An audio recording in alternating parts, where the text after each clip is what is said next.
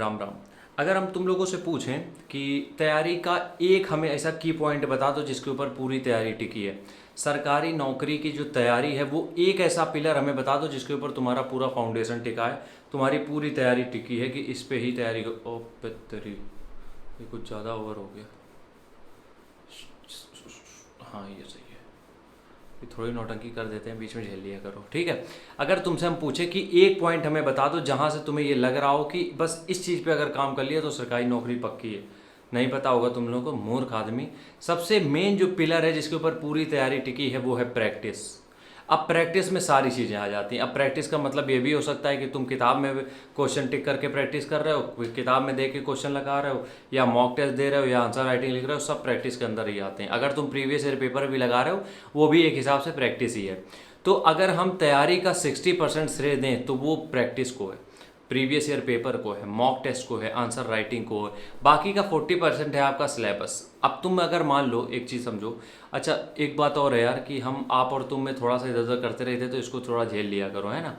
अगर तुम सिर्फ सिलेबस को ख़त्म कर लो, हम कह रहे हैं कि सारी बार सिलेबस को अच्छे से ख़त्म कर लो, तुमने प्रैक्टिस नहीं करी है तो बहुत बेहतरीन चीज़ याद आ गई यार हमें एकदम से, वाह। देखो समझो, अगर तुमने मान लो किसी भी एग्ज़ाम की तैयारी करी है, ठीक है, तुम सिलेबस को कंप्लीट कर लो, बढ़िया है, बहुत बेहतरीन है, लेकिन तुम प्रैक्टिस ना करो।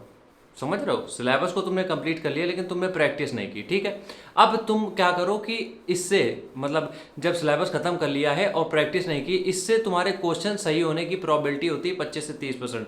मतलब 100 क्वेश्चन आ रहे हैं तो 25 से 30 के ऊपर नहीं सही हो पाएंगे।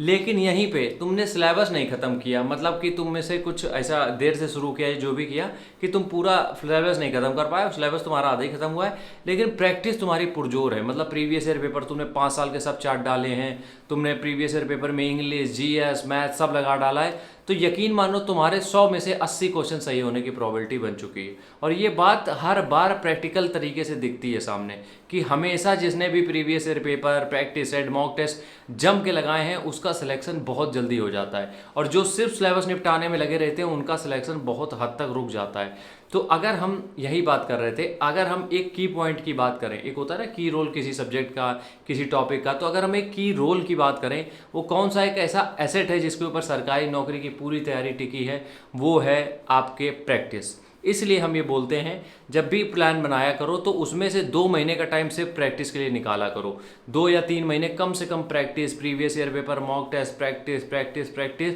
क्योंकि प्रैक्टिस मेक्स मैन परफेक्ट, बिल्कुल सच बात है।